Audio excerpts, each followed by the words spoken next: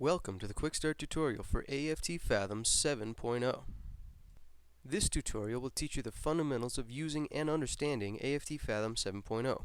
Prerequisites include passing an undergraduate engineering course in the analysis of pipe system fluid mechanics. One must also have familiarity with standard industry practice in pipe flow analysis. AFT Fathom 7.0 is a general-purpose tool for modeling pipe network hydraulics with incompressible fluids. Fathom calculates pressure drop, flow distribution, and optionally, an energy balance for heat transfer. Fathom can model Newtonian fluids or non-Newtonian fluids using a number of different methods.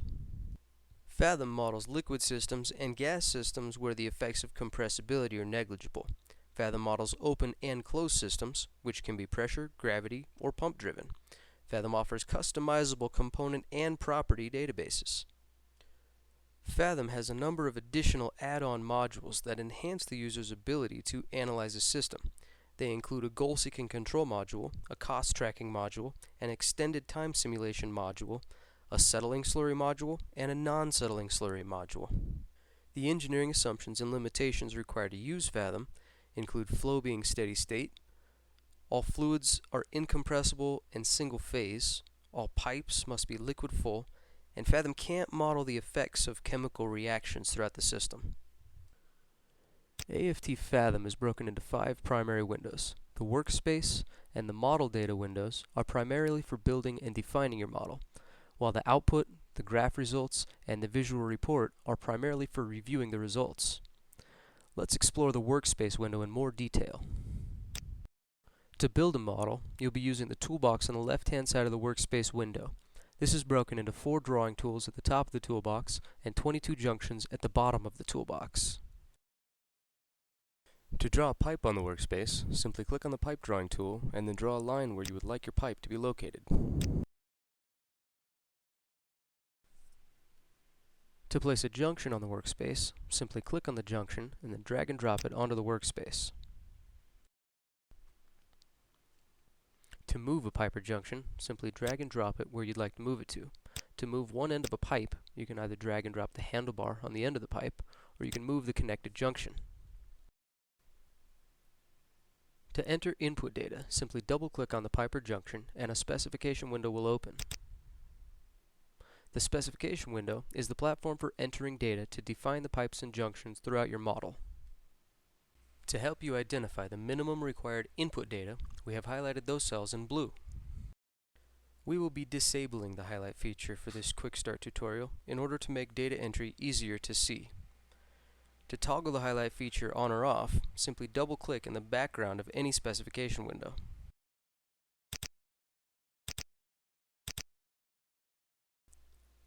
There is a checklist in the bottom left of the screen which indicates what needs to be completed prior to running your model. The red light in the far left will turn green after you are ready to run your model. The solution control, the output control, and the cost settings are all defined by default. We will discuss these checklist items in greater detail in a future tutorial. Your System Properties window is where you define your fluid data, your viscosity data, and your system data. In order to fulfill the Define Pipes and Junctions checklist item, you must construct your model in the workspace and fill in all of the required data for each pipe and junction. Now let's dig a little deeper into the toolbox. The Pipe Drawing tool allows you to draw pipes on your workspace. Keep in mind that every pipe must be connected to a junction at either end. The minimum required input data for a pipe includes the hydraulic diameter, the pipe length, and the friction model. To help you define your pipes, we have provided a pipe material database which allows you to select standard pipe materials, sizes, and schedules. The lower portion of the toolbox contains 22 junctions to help you model your system. The branch junction is used as a generic connection between pipes. You can connect up to 25 pipes to this junction. By default, this junction balances mass flow, so all flow into this junction is equal to all flow out of this junction. The assigned flow junction is a flow type system boundary. This junction allows you to define a volume or mass flow into or out of the system, and Fathom will then calculate whatever pressure is required to maintain that flow. The control valve junction allows you to maintain control at certain steady-state operating conditions. This junction can be modeled one of four ways. A pressure-reducing valve, where the user defines a downstream pressure. A pressure-sustaining valve, where the user defines an upstream pressure. A flow control valve, where the user defines a constant mass or volumetric flow rate. Or a constant pressure drop, where the user defines a constant delta P which the valve attempts to maintain at all flow rates. The heat exchanger junction can be modeled in a number of different ways. You can define the hydraulic loss model of this junction as a constant K-factor, a variable K-factor, a tube configuration, or a resistance curve. If you enable heat transfer in the system properties, you can also model the heat exchanger using one of 11 different thermal models. The pump junction allows you to define how the fluid is propelled through your system.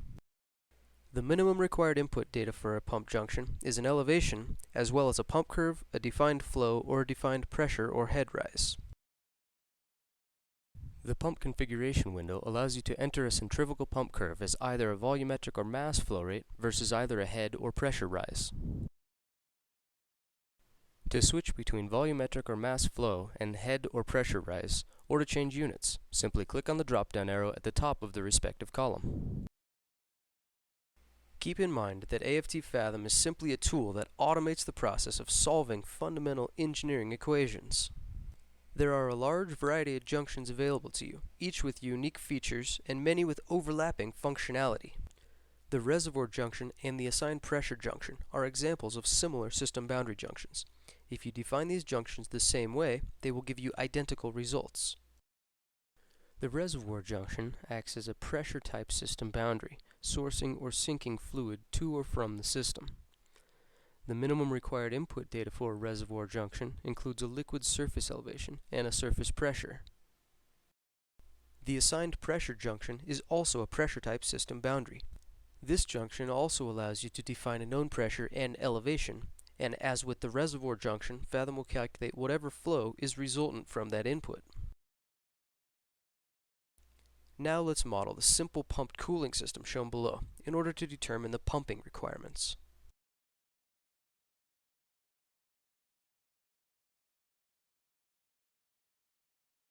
The system fluid will be water at 70 degrees Fahrenheit.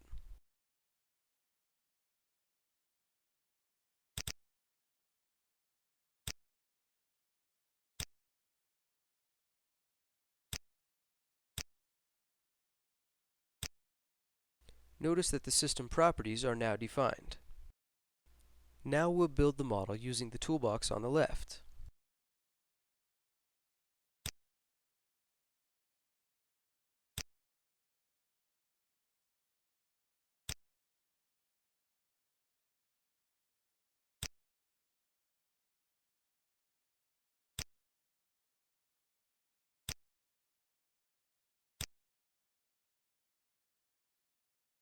Notice that as you hover over an icon in the toolbox, there are shortcuts that appear in the bottom of the left pane. If you hold down the Control key on the keyboard, you will be able to draw multiple pipes consecutively without having to re-click the pipe drawing tool every time.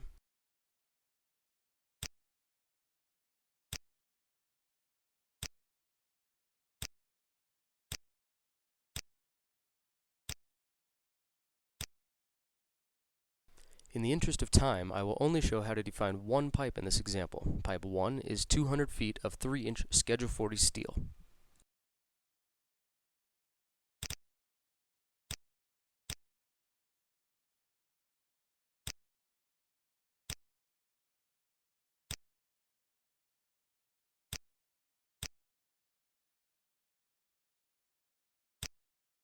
If you are following along, please pause the video and enter data for all of the pipes in your model.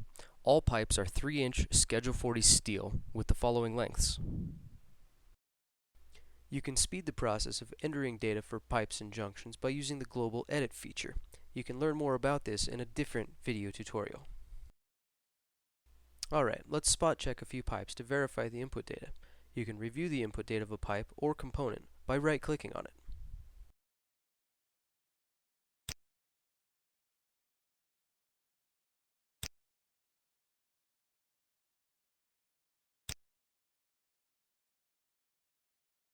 All of the elbows will be defined as standard with the K-factor per the Crane Technical Paper number 410.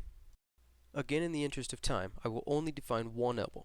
All elbows will be defined the same except for their elevations, which are shown below.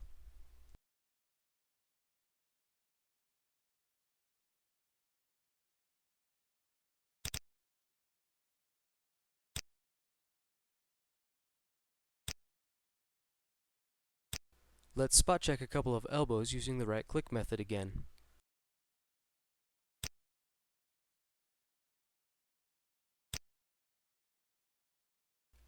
Now we'll enter data for the heat exchanger, the assigned pressure, and the pump.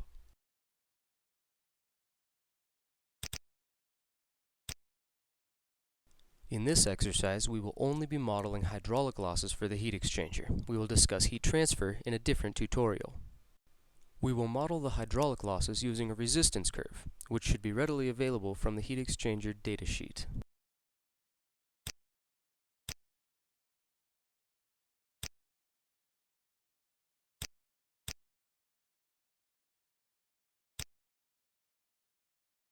After entering data for the heat exchanger resistance curve, we will plot a second-order curve to fit these data points. This allows us to accurately capture different hydraulic losses for different flow rates.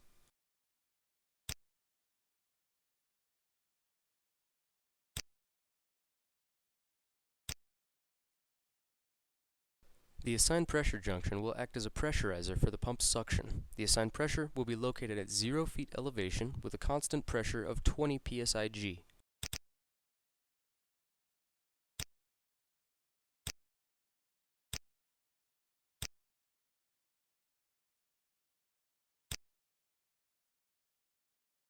The purpose of this exercise is to determine the pumping requirements. We know that we require 200 gallons a minute through the heat exchanger, so we will define that flow rate at the pump in order to review the pump behavior at that operating point.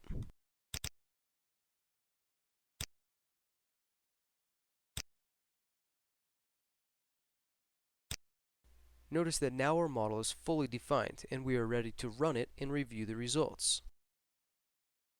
At this point, many engineers will prefer to have a more consistent visual layout. It's easy to move text labels and rotate junctions on the workspace in order to make them look more aesthetically pleasing.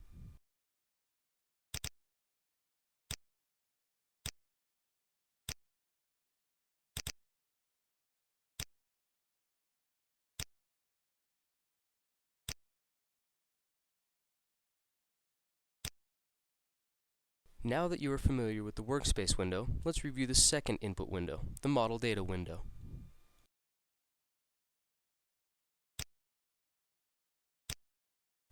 The model data window is a useful tool to help you review the input in a text-based layout. It's easy to give your input a sanity check by scanning down each column and looking for the wrong units, or double-checking orders of magnitude.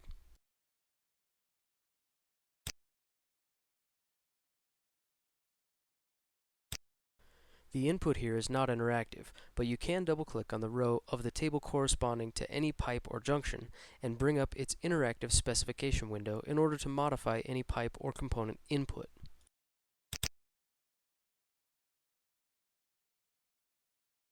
Let's assume that we want our pump to operate at 80% efficiency.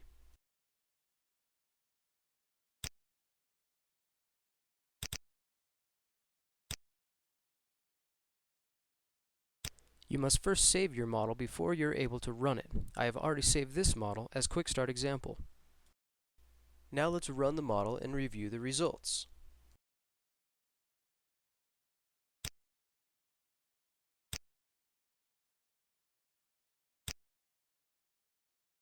The output window looks similar to the model data window, except that now we are looking at the results of the analysis rather than the user input.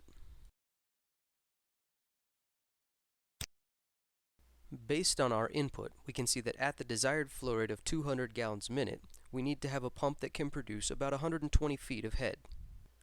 Using this data, we can then select an appropriate pump and enter the pump curve into our model. Let us assume that our goal of 200 gallons a minute was a conservative estimate, and that we would like to model an existing pump with the following curve data.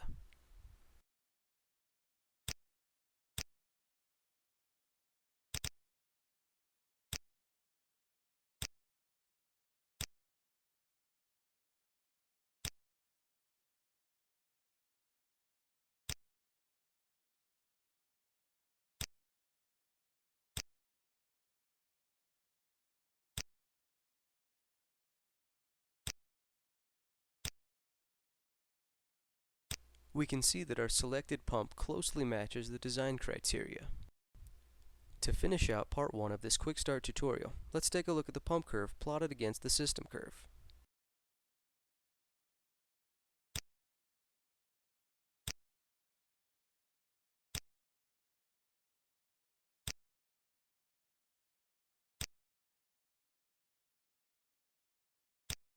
You can see that the intersection of the pump curve and the system curve occurs very near the desired flow rate of 200 gallons a minute. This concludes part 1 of the AFT Fathom QuickStart tutorial. Please click on the link below to fill out the survey or proceed to part 2.